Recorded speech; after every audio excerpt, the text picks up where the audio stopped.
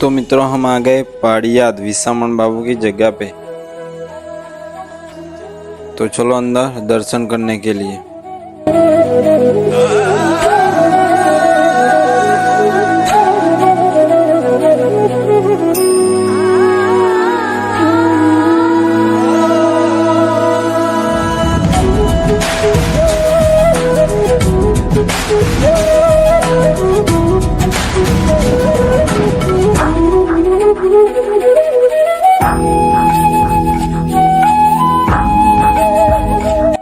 तो मित्रों ये है विसामण बाबू की जगह।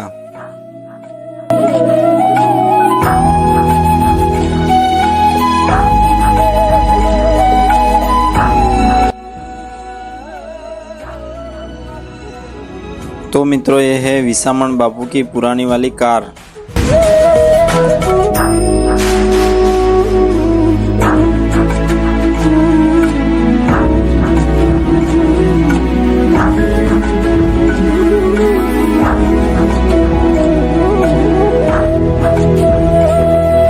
तो फाइनली मित्रों हमने तो दर्शन कर लिया, आप भी जरूर आना।